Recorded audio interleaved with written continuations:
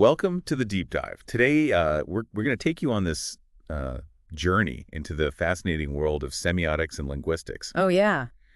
You've shared some excerpts from a lecture called Signs, Mind, and Reality Mm-hmm.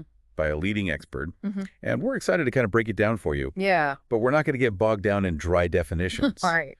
This is about discovering how language shapes the way we think and see the world. It's easy to think of language as just a tool for communication, but it's so much more than that. Okay. What's really interesting is that it actually acts as a kind of folk model of the world. A folk model. Yeah. That sounds intriguing. Yeah. Could you explain what that means? Well, think about it this way. Okay. We still talk about the sun rising and setting, even though we know scientifically that the earth is the one doing the moving. Mm-hmm. That's because our language preserves a kind of folk astronomy. Oh. A way of seeing the world that isn't exactly accurate, but works well enough for everyday life. So you're saying that even when we know better, our language can still hold us back from seeing the world objectively? Yeah. That's a bit unsettling. What other folk models might we be unknowingly using? That's a great question, and it's one that this lecture really encourages us to explore. Yeah. If our language about the sun is inaccurate, what other subtle biases might be lurking in our everyday speech? How much of what we think is objective reality is actually shaped by the language we use? Wow, that's a real mind bender. The lecture also talks about semiotics, the study of signs. Right. It says that a sign's meaning isn't about what it is, but how it's different from other signs. Right. That seems counterintuitive. It does, doesn't it? We tend to think of words as having inherent meanings, like they're labels attached to things in the world. Right. But this lecture argues that meaning actually comes from contrast, Okay. from the relationships between signs. Can you give us an example to help make this clearer? Sure. Imagine you're playing chess. The value of a chess piece isn't determined by what it's made of, whether it's wood or plastic, but by its movements, its role in the game. Okay. It's the same with signs. The word cat doesn't have meaning because of some inherent catness quality, Right. but because it's different from dog, animal, pet, and so on. Meaning emerges from these relationships, these differences. So the meaning is in the network, not the individual word itself. Exactly. That's really fascinating. And this idea of difference being central to meaning was really pushed forward by a linguist named Ferdinand de Saussure. Okay. He saw a sign as having two sides. Okay. The signifier, which is the word itself, like cat, Right. and the signified, which is a concept, a word, represents the idea of a cat in our minds. That makes sense. Right. But the lecture also mentions that Saussure made a mistake in his thinking. Yeah. What was that about? He made the error of thinking that the signifier and the signified were parts of the same thing. Like a husband and wife, they're connected, Yeah. but one isn't part of the other. They're distinct entities that have a relationship. Ah, I see. So even brilliant minds like Saussure can stumble when it comes to defining these complex linguistic concepts. Absolutely. It shows how carefully we have to think about language. Absolutely. And Saussure's ideas, even with their flaws, were incredibly important for the development of linguistics. Okay, so if meaning comes from these differences between signs, how does that relate to our thoughts? Can we even separate thought and language? That's a really thorny question, and one that has puzzled philosophers and linguists for centuries. Right. This lecture argues that it's impossible to completely separate them. They're deeply intertwined. But how can we study language if we can't tease it apart from the very thoughts it's supposed to be expressing? Well, think of it like this. Okay. A sheet of paper has two sides, a front and a back. Yeah. You can't cut one without cutting the other, but they are distinct surfaces. Okay. In the same way, thought and language are inseparable but different. We need to acknowledge their interconnectedness while still being able to analyze them as distinct entities. That's a really helpful analogy. So we can't separate them entirely, Right. but we can still try to understand how they interact and influence each other. Precisely. And one of the most fascinating aspects of this interaction is how individual subjectivity, your unique perspective as a speaker, shapes language. Okay, I'm all ears. How does my own individual perspective come into play? Well, think about the most basic words in any language, words like I and you. Right. These words arise from the speaker's experience, I their see. position in the world. I is the starting point, the center of your own linguistic universe, and from there, you differentiate yourself from others, Okay. creating the concept of you. So even the most basic building blocks of language are rooted in personal experience in that I perspective. It is. That's pretty profound. It really is. And as we move beyond these basic elements, we start to see how different languages develop different folk models, different ways of categorizing and understanding the world based on the experiences and perspectives of their speakers. This is all connecting so well. It's Yeah. amazing. Yeah. And speaking of different ways of categorizing the world, the lecture introduces this idea of genotype and phenotype grammar.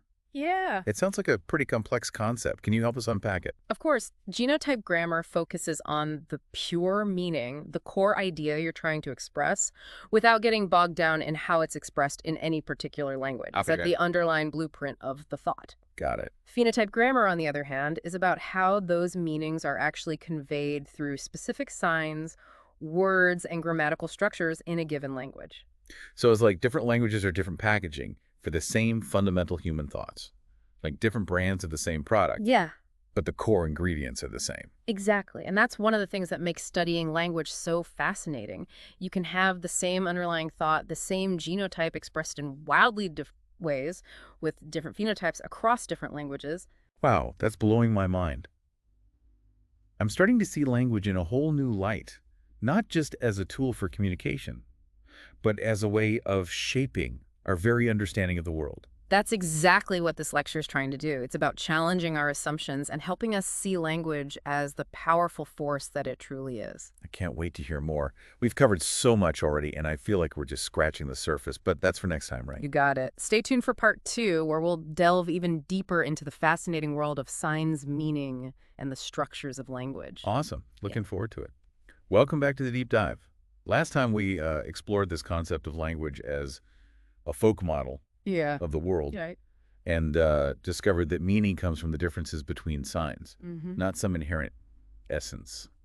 It really challenged the way I normally think about language.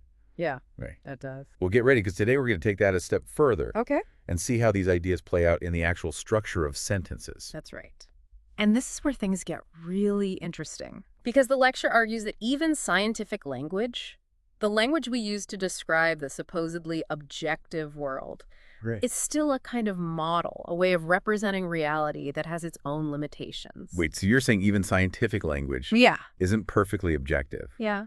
That even the words scientists use are influenced by this folk model idea? Exactly. It's a humbling thought to realize that all knowledge, even scientific knowledge, is filtered through the lens of language. Right. And that lens is shaped by our history, culture, and even those folk models we were talking about earlier. That's a great point. It reminds us that we always need to be critical thinkers, even when we're dealing with scientific concepts. Now, the lecture spends quite a bit of time dissecting Saussure's concept of the sign, Right. which you touched on last time. Yeah. While it acknowledges his contributions, it also points out a pretty significant flaw in his logic. Yeah. Can you remind us what that was? Sure. Remember how Saussure saw the sign as having two sides? The signifier, the word itself, and the signified the concept it represents. Right. Well, his mistake was thinking that one was part of the other. Right. Like that husband and wife analogy we talked about. Yeah. Just because they're a couple doesn't mean one is part of the other. Precisely. The signifier and the signified are distinct entities. They're related but not contained within each other. And understanding that distinction is crucial for really grasping how language works. Okay, so how does this idea of the sign, with its two distinct sides, connect to this notion that meaning comes from differences? Well, remember the chess piece analogy. Yeah. A chess piece's value isn't determined by what it's made of, but by how it moves, how it's different from other pieces on the board. Mm-hmm. It's the same with signs. The lecture calls this the principle of differences. So the meaning of a word comes from its contrast with other words, from what it's not rather than what it is. Exactly. Think about the sounds of language, the phonemes. Yeah. Their significance doesn't come from the way they sound in isolation, Right. but from how they contrast with other phonemes, creating meaningful distinctions. Yeah. It's the same principle with words and their meanings. Wow. That's pretty mind-blowing. It really turns our usual way of thinking about language on its head. Yeah. So instead of words being labels for pre-existing concepts, meaning arises from this whole network of relationships. That's right. Language isn't just passively reflecting reality. Yeah. It's actively shaping it, carving up the world into categories and concepts that are specific to each language.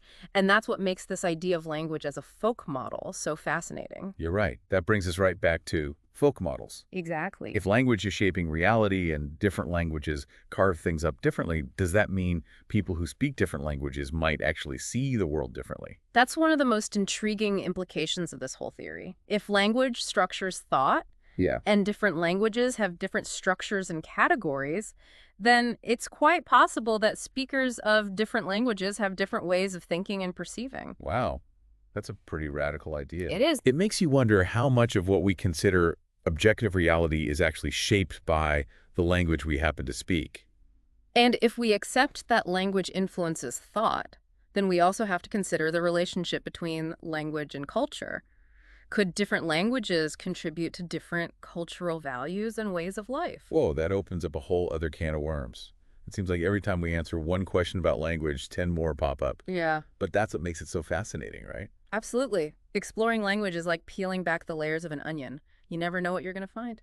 Okay, so we've talked about signs and meaning, but what about how those individual words come together to form sentences?